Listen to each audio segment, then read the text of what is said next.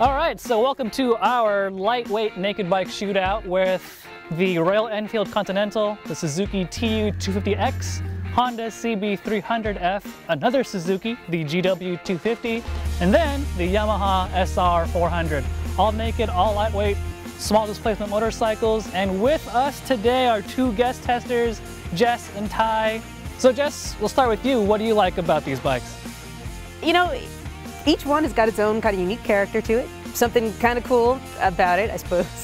I mean, I love the styling on the Royal Enfield. If you want like classic bike, I'm not even gonna call it modern because I don't think they've changed in a long time. If you want a cool classic bike, this one has a great look. It's got a lot of character to it. Which then leads me to Ty. Second bike would be the GW250. It just felt a little top heavy, and it just felt like it wanted to fall over, and it didn't have a whole lot of power up top or down low or just anywhere. The SR has styling that I like a lot. I'd go for that classic look. Not big on the fact it doesn't have an electric start. To admit, I'm not very good at kickstarting it.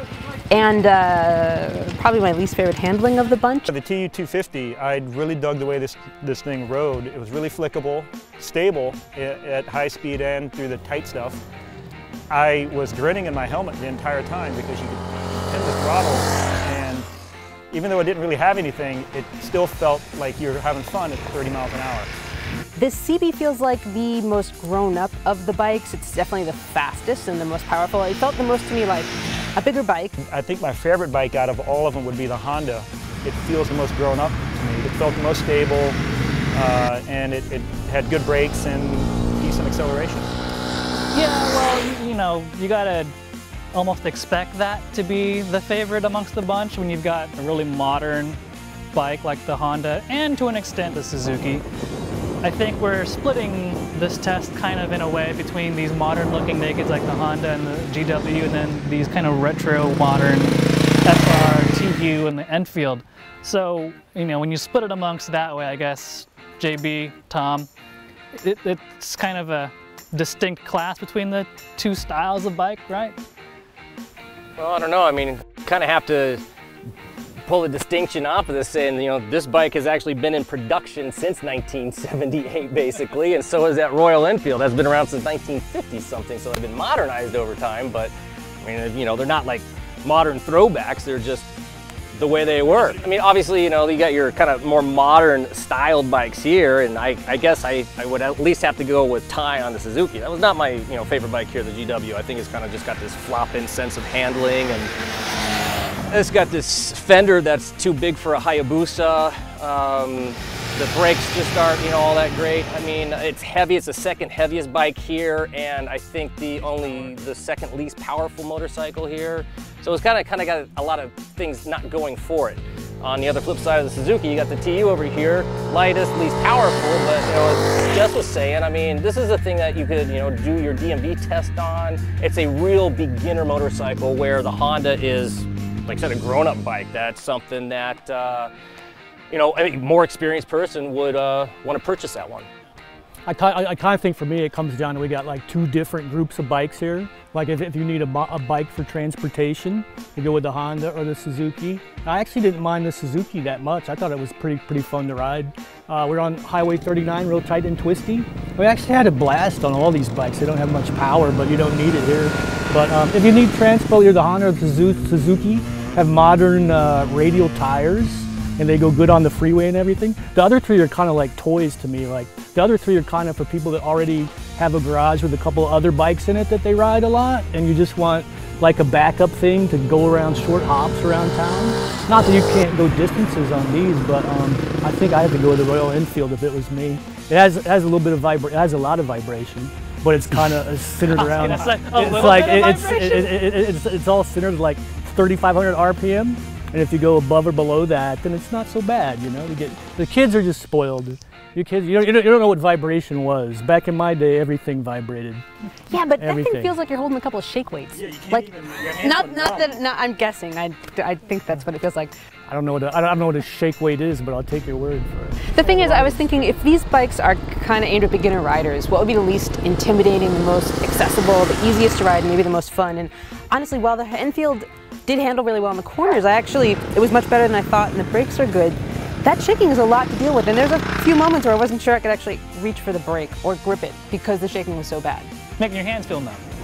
Yeah, and just awkward and uncomfortable, and that's one more thing to think about when you're riding the bike, which it was honestly unpleasant. If you were on this side of it, you can see it's got a Kickstarter, just like the SR does, but it also has an electric starter. Now, this is kind of fun for a while, and then you go, I wish I could just push the button and get going. But that one gives you the option to just push the electric starter too. That single sounds great with the, you know, pipe on it. It's a stock pipe, but it sounds cool, and the seating position's cool. And it's about the same price as the SR400, right? They're both $6,000. Both 6,000. So Well, they're I mean, like $10 apart, but yeah. The SR is pretty fun, but it can't really approach the cool of that thing. I mean, if we're talking about price, the CB300 Honda is $4,000. The TU is $4,400. The GW is $4,000 as well. Then the Yamaha and the Enfield are just shy of $6,000. I mean, imagine if you had never ridden a bike before and you hopped on these, because we're kind of coming at this like, you know, comparing it to bigger bikes, more power, but for instance, between these two, I prefer this one because I do think it's a lot more fun. If I were a new rider, I wouldn't know any better. I would go ahead and go on the freeway in this thing. I started on a Nighthawk 250, and yeah, I took that thing on the freeway. I'm a smaller person, too. You could take that on the freeway, but you couldn't do 80 on it, I don't think. I probably wouldn't want to. If I'm a beginner rider, what do I care? If I can do 65, 70, I'm good. And it feels stable and planted. And why would I want that one? Because it's heavier, it's taller, it's heavier, and if I'm a brand new rider and I'm a smaller person, then I don't need to deal with managing the weight and a little bit of top heaviness on that thing. If I'm giving up a little bit of power, I don't care. This actually is really fun and easy to ride and maneuver, and it's pretty much stress-free, whereas that guy, maybe a little bit too much weight. So I think I could agree in the sense also that I would pay $400 more for this one over the GW here. If it's the bike I want, I might. That's what, but there's a lot of plastic on this thing to break and crack and replace and look really bad if you dropped it, where on this thing, you know, a little scuff or a ding, it's not going to show up near as much. The way this TU250X thing looks is, I think it looks cooler than the GW250 look. If we're going to compare apples to apples, this retro styling feels to me more than that. I don't know what that is, modern Vulcan transformer plastic something from somewhere that I don't know where it's from. But I would rather be seen on that for $400 more than be seen on that. And that's kind of a cool thing as a beginner too. It's an image thing. So if you're a beginner, why wouldn't you just hop straight on the Honda, the 300F, and ride away? I think Ty just hit on it though, because you know, having taught a lot of new riders and talking to a lot of new ones, a lot of them get into it because motorcycling is cool. It looks cool, it makes you feel cool. This bike looks cool. A lot of them are going to go for what makes the heart beat. And the TU250, the Enfield, the TU250 and the Enfield both look and feel really cool. And that's what the step that gets a lot of people into motorcycling. And then as their skills develop and they realize maybe they want more power, better handling, they'll move on to something else. I'd rather save the money and buy the Suzuki, roll around on this for a year, get my bearings, and then when I'm looking to upgrade, fall into something more powerful.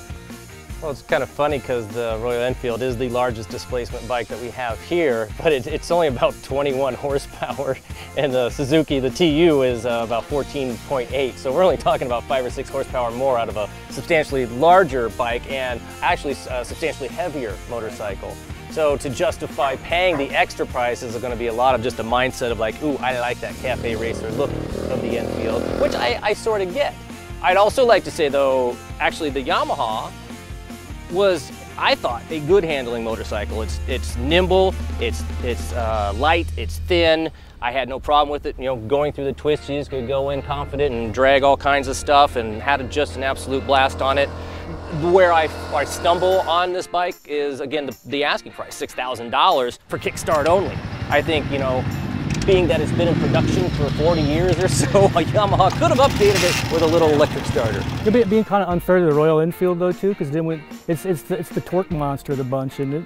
And it made like 27 foot-pounds at like 6 RPM too, didn't it?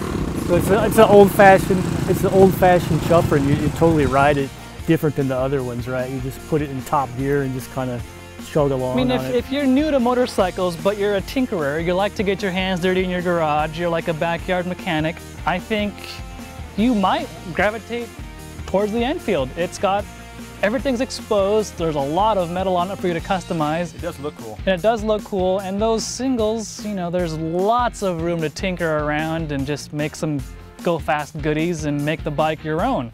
Well, I think it requires more tinkering right out of the box than does the fully exposed Yamaha or fully exposed TU250. You got to tinker with the vibrations and do something to dampen those, because that's the buzz kill right there on that bike. Literally. Literally, if that thing was smoother, it would be a different discussion, at least for me. So we've been talking a lot about the Enfield, good and bad, and really haven't paid a lot of attention to the Honda and the GW, and that's kind of because the Honda and the GW are so, for lack of a better word, they're so refined, they're so perfect. I mean, they behave like we would expect from a new modern motorcycle, and there's just so much more to talk about with the Enfield, with the TU, and with the Yamaha, because they're throwbacks to an earlier time about how bikes used to be. We don't have a winner yet, so what we're gonna do is we're gonna go back home, really jot down our brains, write some stuff down, fill out a scorecard, and really talk amongst ourselves and figure out who's on top and who's not. So to see who wins, go to motorcycle.com and read the story.